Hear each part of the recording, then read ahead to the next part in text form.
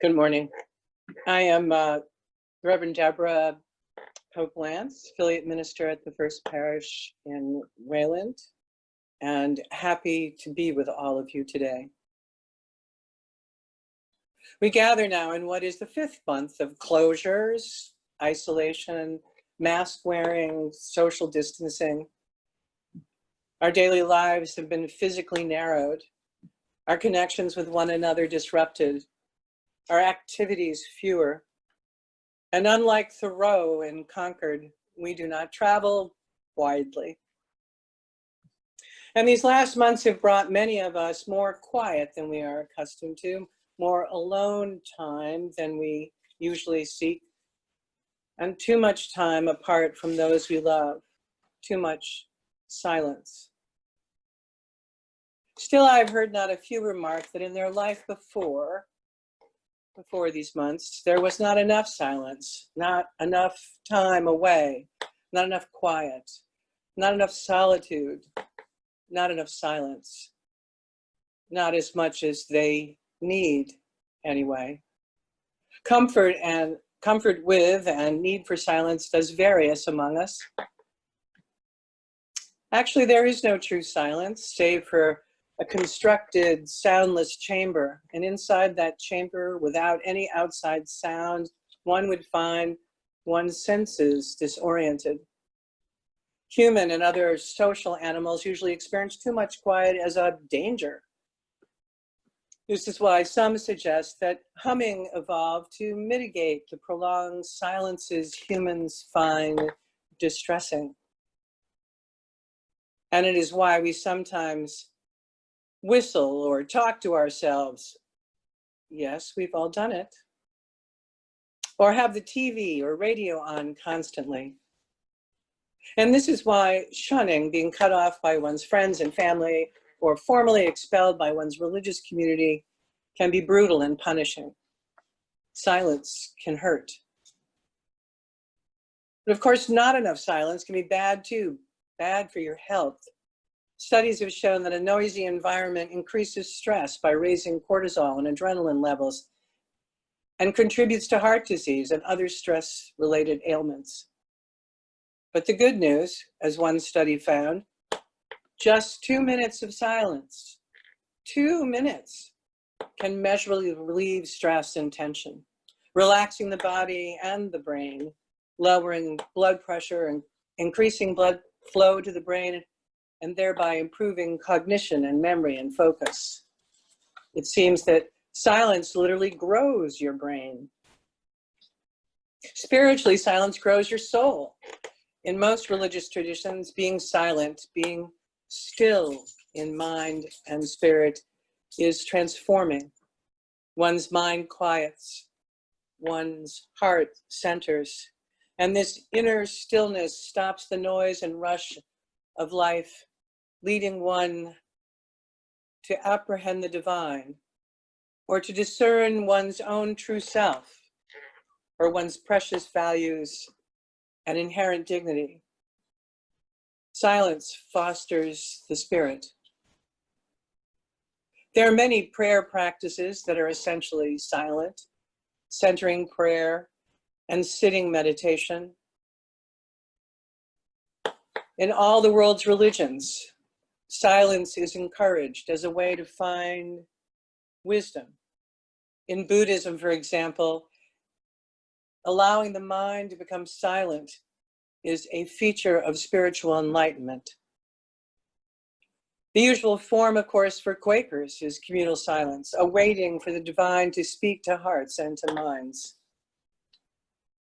But in these last months, we have received an unsought silence with less human noise, fewer cars and commuters, no school buses or sporting events, reduced air traffic overhead, less ambient chatter and crowds.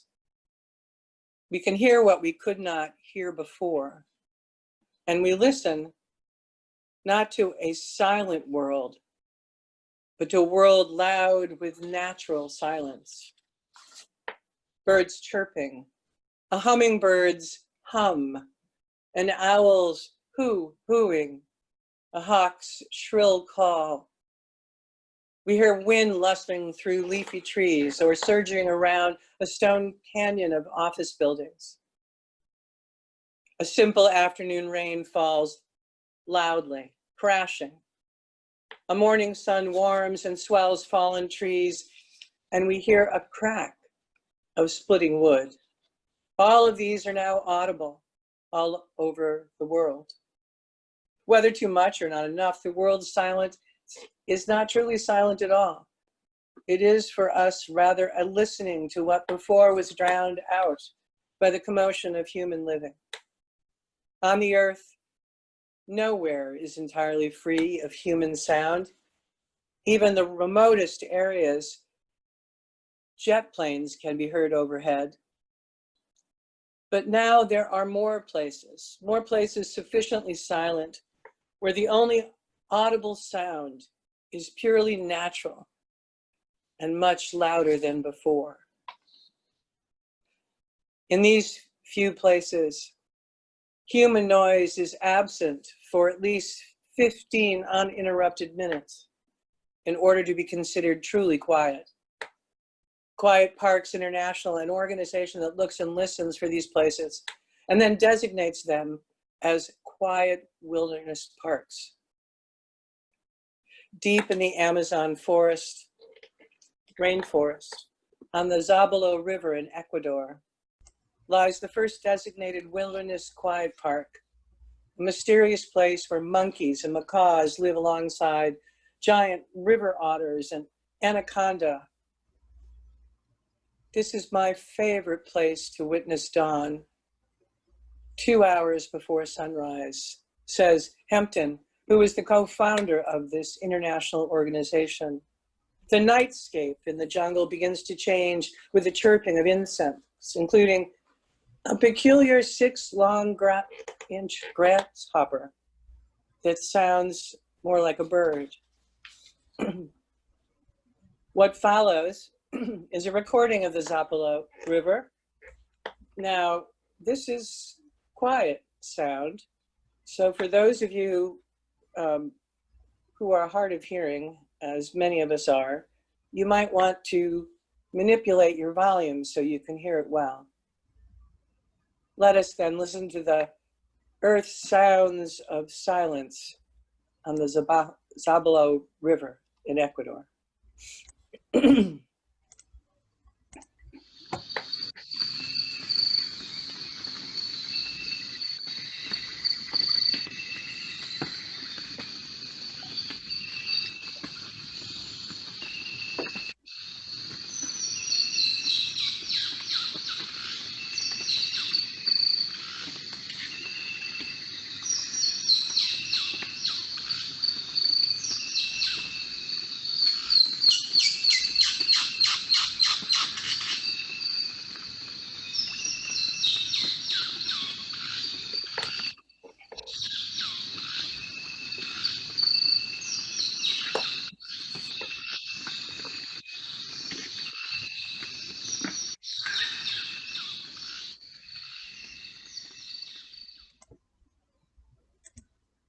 Of course, to record those sounds, there had to be humans there, and their every movement creates noise, if you will.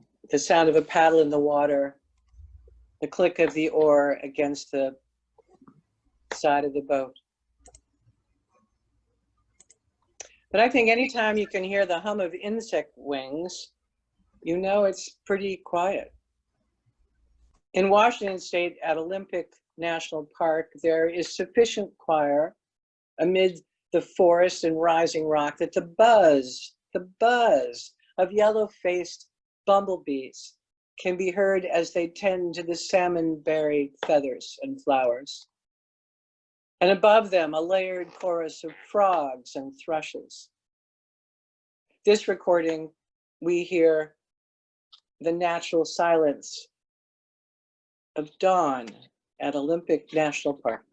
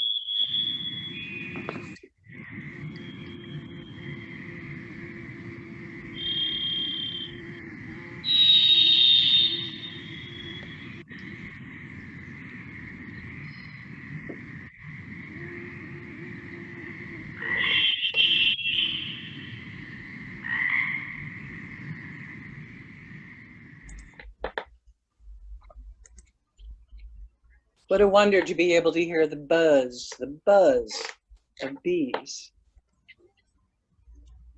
On the prairies of North America, there are wide open spaces. Wind ripples blades of grass and blows about any soil untethered by vegetation.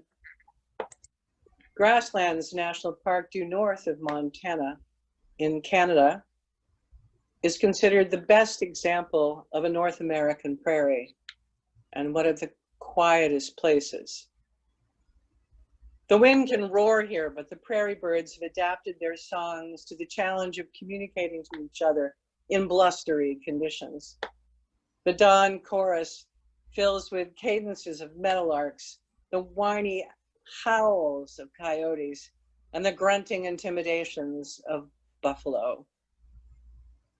Imagine yourself there amid this natural silence as you listen to sunrise on the prairie at Grasslands National Park.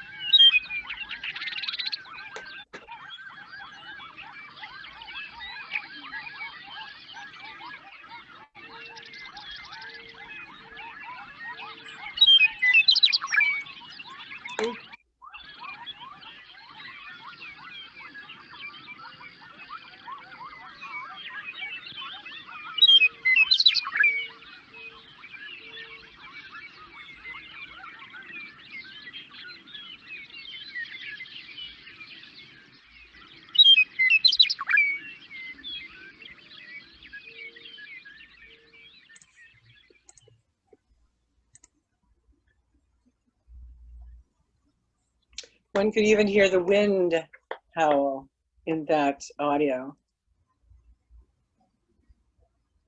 Living in southeastern New England along the 95 corridor, we don't expect to find places sufficiently quiet to hear natural silence. But if one gets up early enough and goes east far enough, out to the forearm of Cape Cod, one can hear what only the shoreline has to say.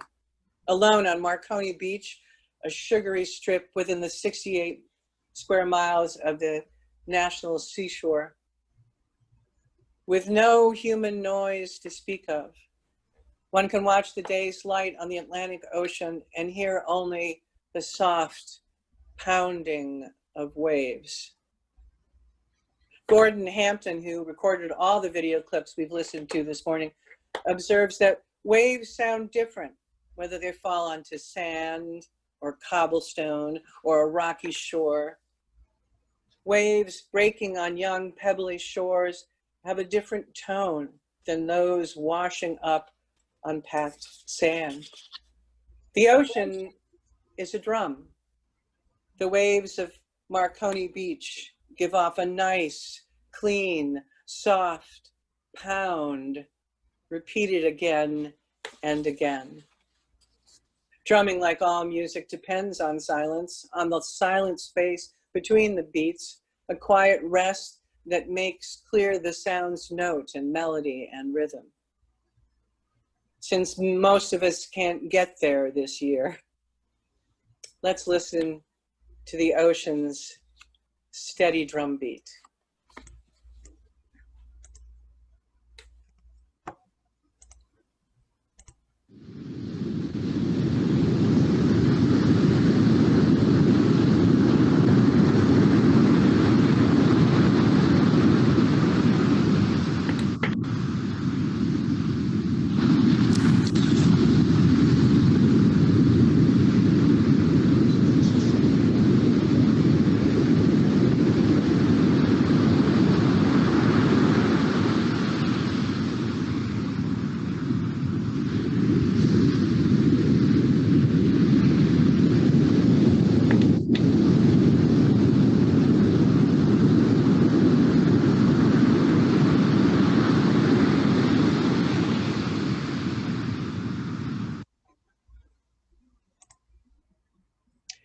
These months we listen to a world that is not silent at all. Some of you know the children's fantasy adventure, The Phantom Toll Booth. It tells the story of a bored boy named Milo who unexpectedly one afternoon receives a magic toll booth, and going through it is transported to the kingdom of wisdom, a place once prosperous but now troubled, a kingdom not now what it once was. These last 5 months, have we not been in this place ourselves? In that kingdom, Milo has trials and great adventures. He learns valuable lessons and finds a love of curiosity and learning. Returning home, his journey ended. Milo looks at his little room, about at his once boring world, and seeing what he had not seen before, he declares it most interesting. And then he asks, as we might ask as well, have you ever heard the wonderful silence just before dawn, or the quiet and calm just as a storm ends? Or perhaps you know this silence when you haven't the answer to a question you've been asked, or the hush of a country road at night, or the expectant pause of a room full of people when someone is just about to speak. Or most beautiful of all, the moment after the door closes and you're alone in the whole house. Each one is different, you know, all very beautiful if you listen carefully. Let us listen with Milo and marvel amid these hard days, without the clamor of human comings and goings. Let us marvel at the world's loud silence. Let us listen. Let us try to be still and calm. For surely this loud silence too shall pass.